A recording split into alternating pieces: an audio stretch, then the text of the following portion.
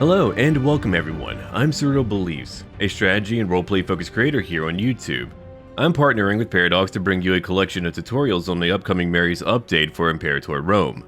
Sun Tzu wrote that the art of war is of vital importance to the state, and that's absolutely true in Imperator Rome. So in this first video, I'm going to break down everything you need to know about levies, legions, traditions, and military experience. The Marius update really reworks the roles and functionality of levies and legions. For most of the world, there are no longer permanent armies at the start of the game. Instead, troops are primarily raised only when they're needed, then disbanded once a conflict is resolved.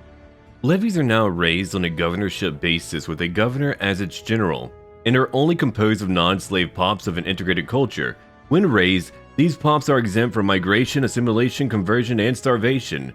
Raising levies will only cost you a small bump in war exhaustion, but these levies will not contribute to your economy, and any levies that are completely destroyed in a war may die as well, meaning a costly battle could negatively affect your entire economy.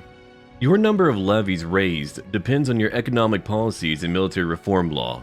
Economic policy will provide a short-term way for you to quickly increase or decrease your levy size, while military reform laws will provide slower long-term growth.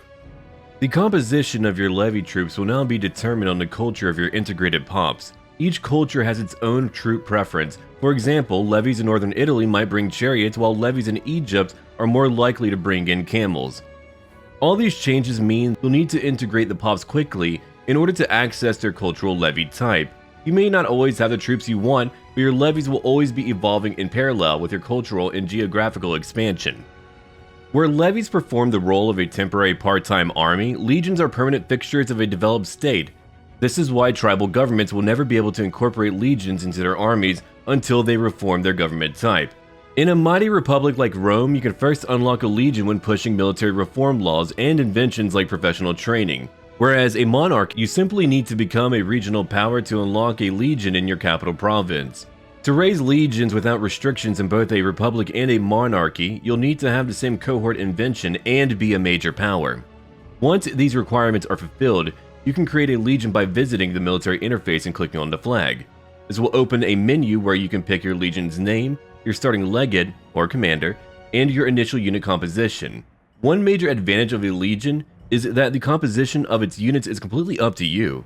Any unit type that can be recruited in your kingdom can also be recruited in your legions. As with any army, you'll need a leader for your troops. Legions are led by a legate or a main commander. Under the legate, you can assign 3 tribunes. These tribunes are characters who take over command if the legion is split into multiple armies. A tribune will automatically take the place of your legate too, should they fall in battle or die from other causes. Legions also have to contend with history and honors. As long as a legion lives, its entire history will be cataloged. Every victory and every defeat will be archived into a legion's history, which will hopefully give you some extra incentive to keep them alive. Your legion's honors and dishonors will be tracked as well.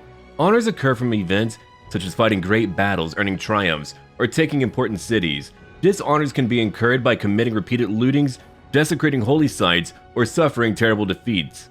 Each honor or dishonor you earn will add permanent modifiers to your legion. You can view these modifiers in the legion interface. Military traditions have also undergone quite a few changes that will define your long-term strategies. Traditions now follow a branching model.